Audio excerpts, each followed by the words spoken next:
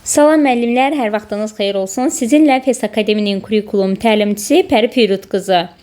Keçən həftəmizdə sizlərə imtahan tipli sınaq təqdim etmişdim və bu sizlər tərəfindən çox xoş qarşılandı müəllimlər.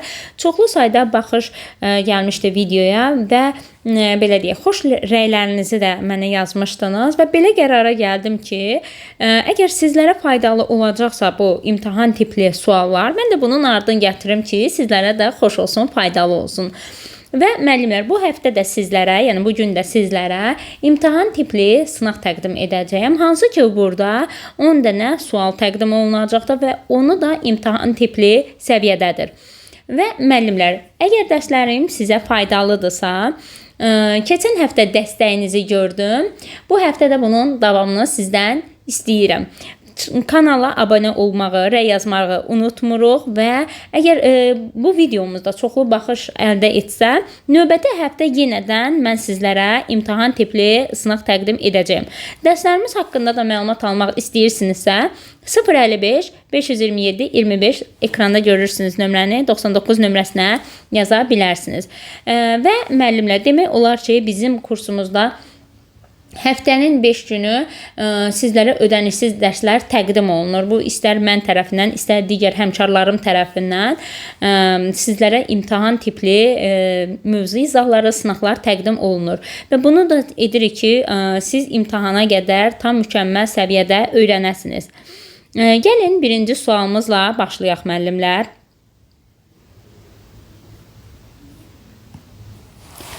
Müəllim şagirdlərə dərsliklə ki, elm dünyasının şahı bölməsində Nəsrəddin Tusi haqqında məlumat ötürür. Nəsrəddin Tusinin uşaqlığından, yaradıcılığından, ömrünün son illərini harada keçirməsi ilə bağlı şagirdlərə məlumat verir. Daha sonra müəllim şagirdlərə keçdiyi mövzu ilə əlaqəli tapşırıq yazmağı tapşırır. Müəllim tapşırıqları yoxlayarkən şagirdlərin çoxunun tapşırığı səhv yazdıqlarını, mövzunu anlamadığı məlum olur.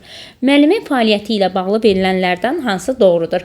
Bizdən doğru variantı istəyir müəllimlər. Baxın, müəllim şagirdlərə elm dünyasının şahı bölməsindən Nəsrəddin Tusi haqqında məlumat verdi. Daha sonra müəllim həmin izah etdiyi mövzu ilə bağlı tapşırıq verir. Amma burada bir əmma çıxır ortaya. Uşaqlar mövzunu səhv yazıblar və nəticədə də məlum olur ki, uşaq mövzunu anlamayıbdır. İndi bizə hansı variantın doğru olduğunu istəyir? Gəlin variantlara baxaq. A variantında müəllim şagirdin zehni inkişaf səviyyəsini və maraq dairəsini nəzərə almayıb.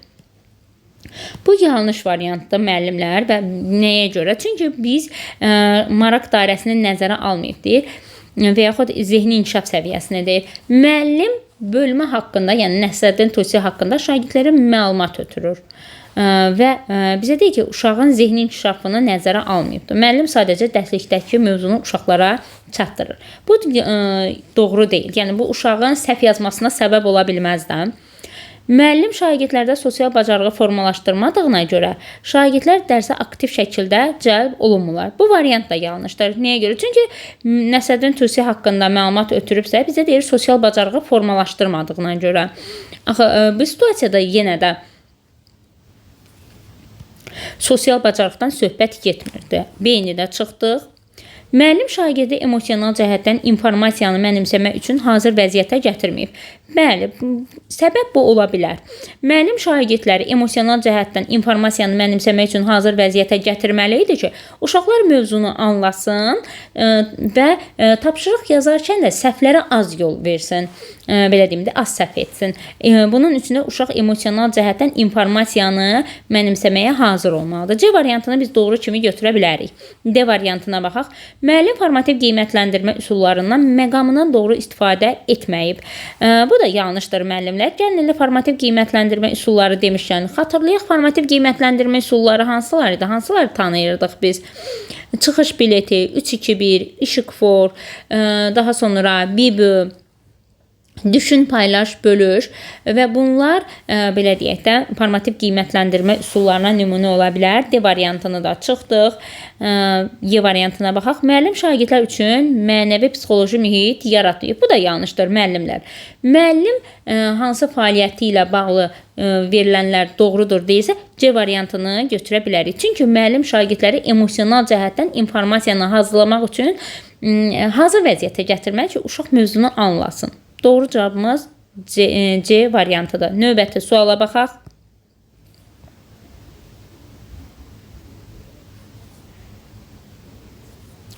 Müəllim hər bir şagirdin antonimlərlə bağlı biliyə nə dərəcədə yiyələndiyini dəyərləndirir.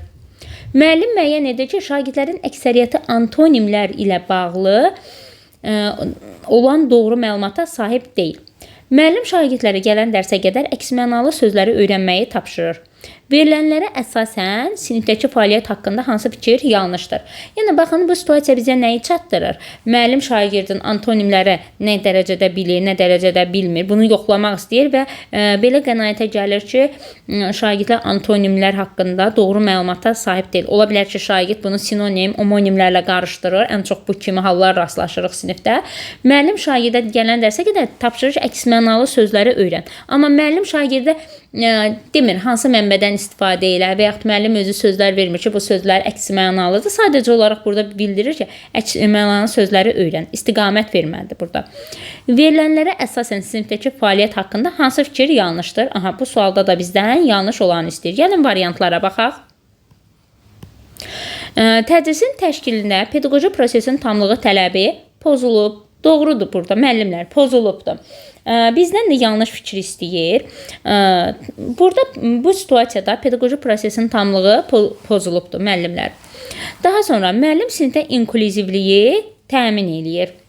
Bəli, etmir. Daha doğrusu müəllim sinifdə inklüzivliyi təmin etmir. Bəli, inklüzivliyi təmin etmir. Bunu da doğru götürə bilərik. Çünki müəllim şagirdlərin biliyi nə dərəcədə yiyələndiyini yoxlayır və belə qənaətə gəlir ki, əksər şagirdlər məlumata sahib deyil.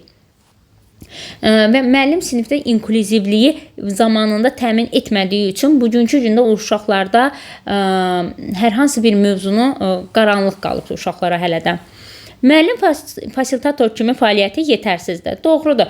Hansı ki, ilk öncə sizlərə bildirdim ki, müəllim sadəcə uşaqlara tapşırır, əksmənalı sözləri öyrən, amma uşaqlara mənbə qeyd etmir. Sadəcə burada şifahi şəkildə deyir ki, əksmənalı sözləri öyrən. Uşağa özü təqdim edə bilərdi, uşağa istiqamət verə bilərdi. Uşaq bilərdi ki, mən əksmənalı sözləri hardan öyrənim? Yetərsizdir, doğrudur. Fəal dinləyici kimi funksiyasını doğru yerinə yetirmir. Ümumiyyətlə, müəllimlər, verilən situasiyada fəal dinləyicidən söhbət getmir axı. Yəni, biz burada fəal dinləyici rolundan danışa bilmərik. Çünki bu barədə bizə heç bir məlumat verilmədi. Y variantına da baxaq. Müəllimin şagirdlə bağlı gəldiyi qənaət əsaslıdır. Əsaslıdır deyə bilərik. Çünki müəllim uşaqları antonimlərlə bağlı biliyini yoxlamaq istəyir və belə qənaətə gəlir ki, uşaqlar düzgün məlumata sahib deyil. Yəni, müəllimin qənaəti əsaslıdır. Cavabımız da olacaqdır D variantı, müəllimlər. Çünki burada fəal dinləyici deyir, amma situasiyada fəal dinləyici haqda heç bir məlumat yox idi. İkinci sualda cavab dedim. Növbəti suala baxaq. Güman edirəm, aydın olur sizlərə. Yenə də fikirlərinizi rəy bölməsində qeyd edin. Aha.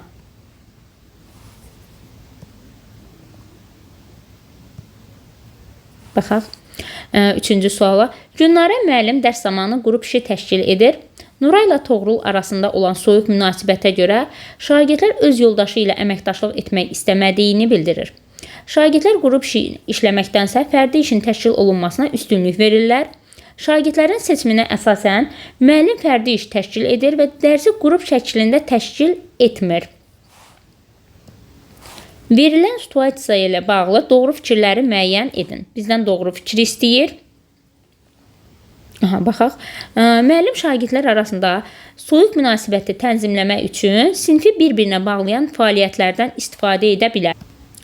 Birinci variantımızda, yəni bizə bildirdi ki, müəllim şagirdlər arasında soyuq münasibəti tənzimləmək üçün, yəni sinfi bir-birinə bağlayan fəaliyyətlərdən istifadə edir. Məsəl üçün buzqıran strategiyasına tətbiq edə bilər müəllim sinifdə və biz biri doğru kimi götürə bilərik. Bizdən doğru fikir istəmişdi.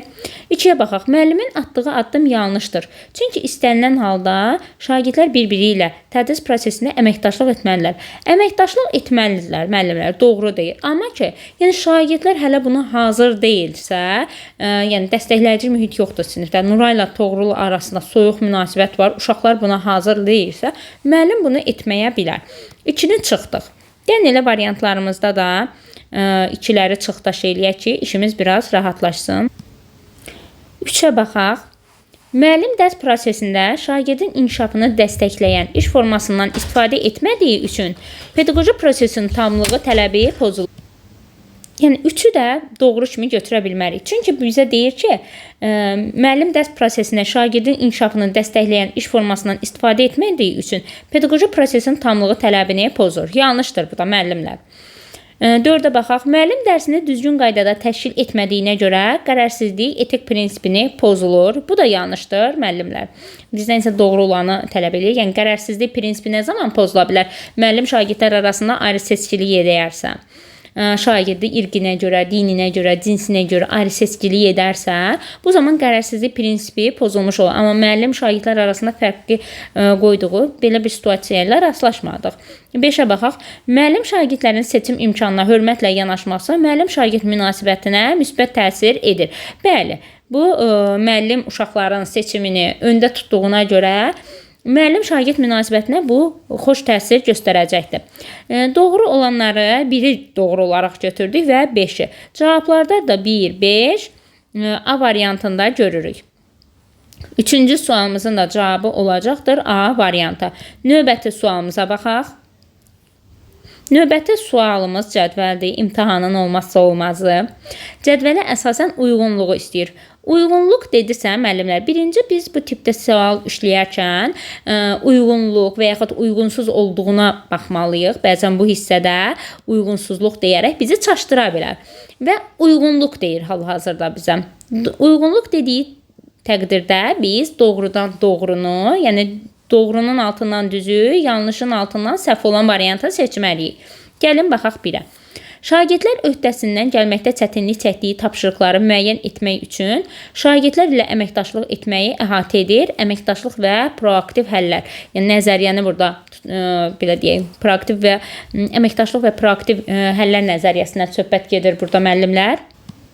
Və düz də deyir, əməkdaşlıq etməyi əhatə eləyirsə, cavab olacaqdır əməkdaşlıq və proaktiv həllər nəzəriyyəsinə aiddir. 1 doğrudur. 2-yə baxaq. Şagirdlər yoldaşının davranışına diqqət edib onları təkrarlamaqda yeni davranış nümunələri qazanırlar. Sosial intizam modeli yanlışdır müəllimlər. Sual versəniz, bəs bu müəllim hansı nəzəriyyəyə aiddir? Baxın, bizə deyir ki, bu hissədə şagird yoldaşının hərəkətlərinə diqqət yetirib onu təkrarlayır, davranış nümunələri qazanır. Biz bunu daha çox Albert Banduranın sosial öyrənmə nəzəriyyəsinə, yəni müşahidə əsaslı nəzəriyyəyə aid edə bilərik, amma sosial intizam modelinə aid deyil müəllimlər. 2-ni səhv götürdük. 3-ə baxaq. Şagirdlər öz düşüncələrini və hisslərini ifadə etmək üçün imkanların yaradılması, onlarda sevgi və məsuliyyət hissinin təşviqə getməyə yardım edə bilər. Seçim nəzəriyyəsi. 3-cü variantı biz doğru götürə bilərik. Bizə burada seçim nəzəriyyəsindən bəhs eləyir. Hansı ki, seçim nəzəriyyəsinin belə deyim də hansı komponentləri var idi? Yəni 5 əsas ehtiyac var idi burada. Sağ qalmaq, sevgi və məsuliyyət, güc, azadlıq, əyləncə. Hansı ki, sevgi və məsuliyyət hissini biz burada görürük və seçim nəzəriyyəsinə aiddir, doğrudur. Daha sonra 4-ə baxaq. Müəllim şagirdlərin zəif olan bacarıqlarını inkişaf etdirməyə, yardım etmək üçün məqsəd yönlü dəstək göstərə bilər operant şərtləndirmə nəzəriyyəsinə. Yanlışdır. Operant şərtləndirmə nəzəriyyəsinə aid deyil verilən situasiya. Doğrudan 1-i götürdük. Yanlışdan 4-ü götürdük. Səhvin altından səhv bizə lazım idi. 4-ü götürdük. Cavabımız da olacaqdır 1 və 4 A variantı. 4-cü sualımızın cavabı A variantıdır. A variantı yazanlar doğru qeyd ediblər. Daha sonra növbəti suala baxaq.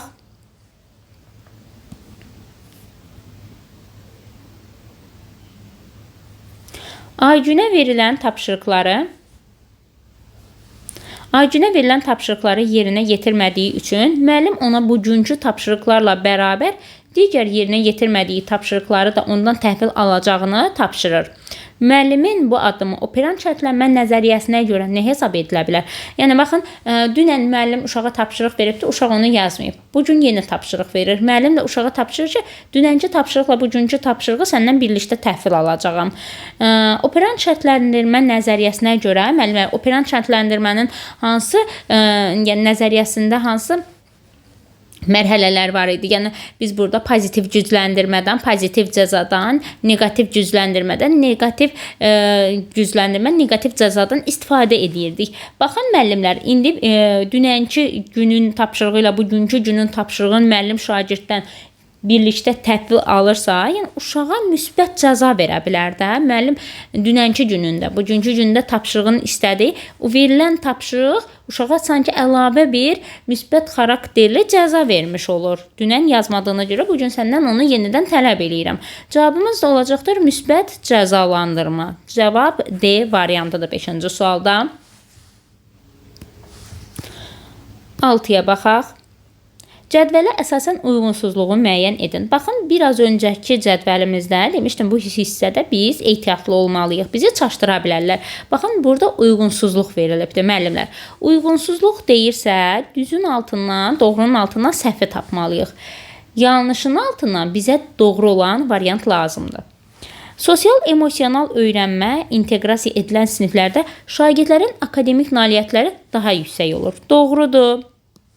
Xeyriyyəçilik aksiyalarının təşkili, sosial aksiyaların keçirilməsi şagirdlərdə empatiya bacarığını artıra bilər.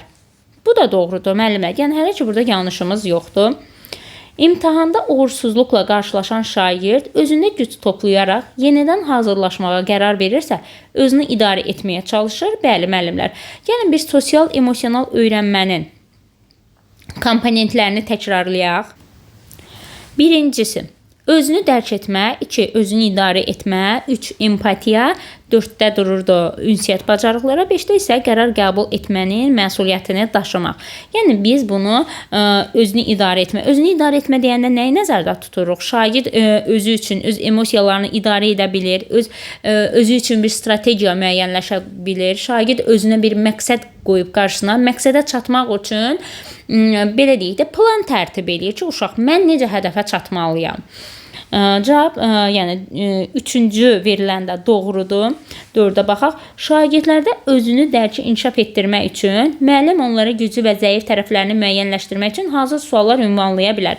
Özünü dərk deyəndə də nəyi nəzərdə tuturuq müəllimlər? Yəni burada şagirdin özünün gücü, zəif tərəflərini uşaqlar özü haqqında xəbərdar olsun. Mənim güclü tərəfim nədir? Zəif tərəfim nədir? Bunu şagirdlərə aşılayırıq. Şagird özünün güclü, zəif tərəfini bilməsi sosial-emosional nəzəriyyəsinə görə, yəni özünü dərk etmə sayılır. Və 4-ü də doğru götürürük. Doğrunun altından yanlışımız olmadı müəllimlər. 1 ilə 2 harda varsa variantlarda gəlin çıxaq. 1, 2 çıxdıq. Yanlışın altından bizə doğru lazım idi. 3-ü və 4-ü götürdük. 3 və 4 B variantındadır. Cavabımız da olacaq da 6-cı sualda B variantı. Növbəti suala baxaq.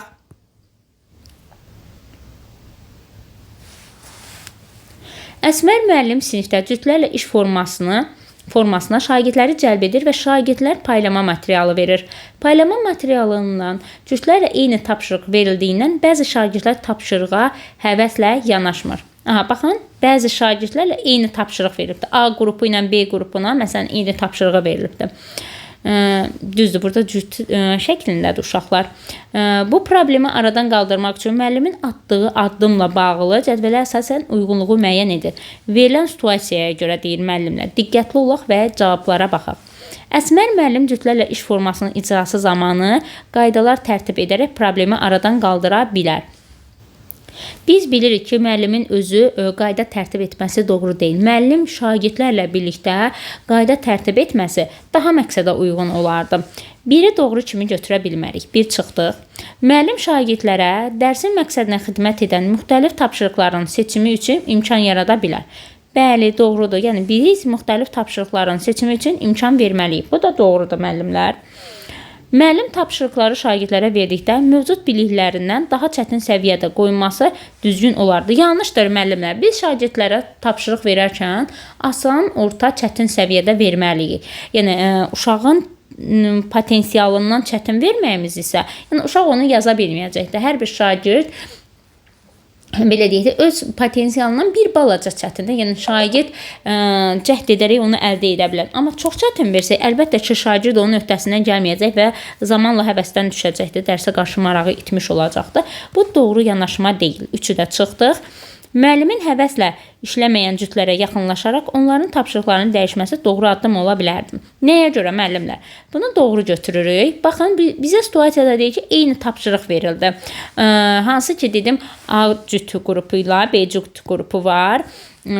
Və bu şagirdlər eyni tapşırığı verib. Müəllim şagirdlərdən, məsələn, A cütünün qrupundakı uşaqların tapşırığını dəyişə bilər. Və bu uşaqlara daha həvəsli eləyəcəkdir. Uşaqlardan bir-birində eyni tapşırıq olduğuna görə uşaqlar burada motivasiyadan düşə bilər.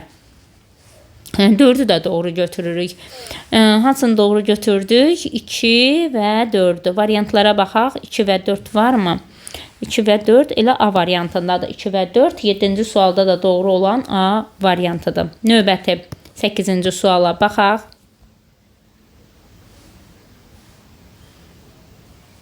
Kanala abunə olub həmkarlarımızla paylaşmağı müəllimlər təbii ki, unutmuruq və sonda da neçə düz, neçə səhv olduğunuzu rəy bölməsində qeyd edərsiniz. 8-ci sual. Müəllim dərsi şagirdlərə izah etdikdən sonra keçdiyi mövzu ilə bağlı şagirdlər refleksiya sualları verir. Şagirdə sual ünvanlandıqdan sonra gözləmə vaxtı verir. Bilirik ki, gözləmə vaxtı olmazsa olmazımızdır. Mütləq şəkildə hər bir şagirdə gözləmə vaxtı verməliyik. Bu zaman müəllim pedaqoji tələblərdən hansına əməl edir? İnkişaf yönümlülük, fəaliyyətin stimullaşdırılması, şəxsiyyət yönümlülük, inklüzivlik, pedaqoji prosesin tamlığı. Şagirdlərə gözləmə vaxtının verilməsi inklüzivliyə aiddir müəllimlər. Çünki şagirdlərin bəziləri mövzunu tez qavraya bilər, bəziləri çətin qavraya bilər. Uşağa sual ünvanladıqda həmin an həyəcanlanıb unuda da bilər və ona görə də biz uşaqlara 30 saniyə, 1 dəqiqə ərzində gözləmə vaxtı verməyimiz önəmlidir və bunun da pedaqoji tələblərə görə hansına uyğundur deyə soruşursa, biz inklüzivliyi götürə bilərik. Cavab oldu 8-də D variantı. Növbəti 9-cu suala baxaq. Rəsul və bir neçə sinif yoldaşı qavrama və öyrənməsinə görə fərqlənir. Bu şagirdlər dərindən düşünür və qavrama zamanı daha çox zaman alır. Verilən fikrə əsasən doğru nəticəni müəyyənləşdirin. Baxın müəllimlər, müəllim dərs ərzində uşaqlara sual verir. Hansı ki, Rəsul və bir neçə sinifdə şagird var ki, qavrama çətinliyi var da, ola bilər bu uşaqlarda və uşaqlar düşünən zaman daha çox zaman alır. Gəlin görək variantlarda bizdən nəyi tələb eləyir? Yəni uşaq burada qavrama baxımından çox düşünürsə, təbii ki, bu zamana təsir edəcəkdir. Yenə variantlara baxaq. Şagirdlərə gözləmə və düşünmə vaxtı verilməlidir. Doğrudur. Doğru nəticəni müəyyənləşdirin deyir. Şagirdlərə gözləmə düşünmə vaxtı verilməlidir. Doğrudur. Şagirdlər bir-birinə rəy verməsinə müəllim şərait yaratmalıdır. Şagirdlər üçün gözləntilər düzgün müəyyənləşdirilməlidir. Şagirdlərin sinifdə etdiyi səhvlərə düzgün münasibət göstərməlidir. Müəllim sinifdə birgə öyrənmə mədəniyyəti formalaşmalıdır.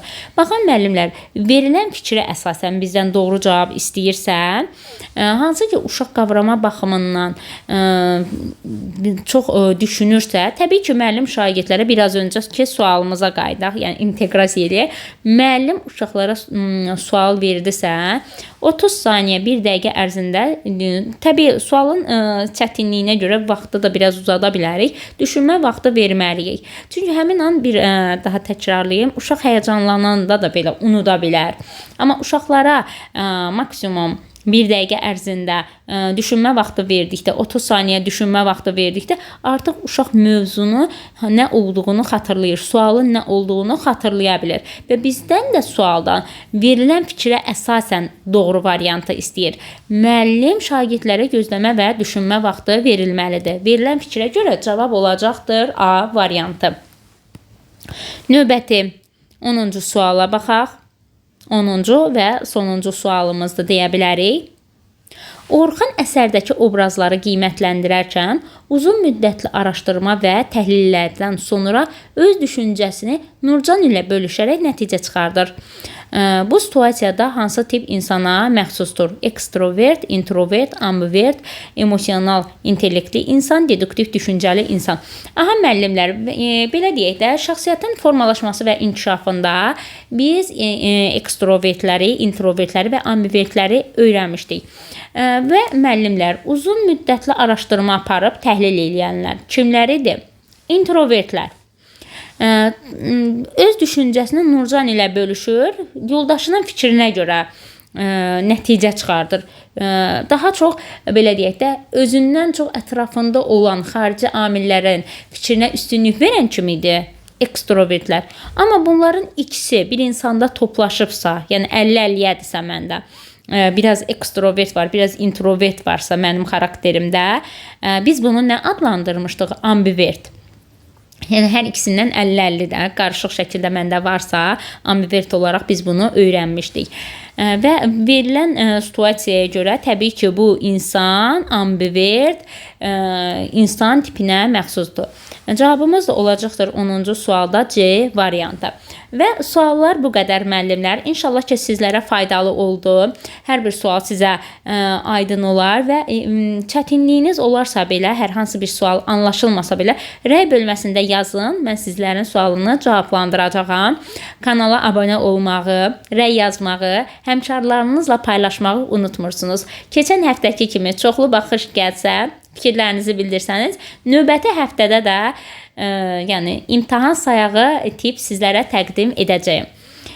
Olduğu bu qədər. Sağ olun müəllimlər.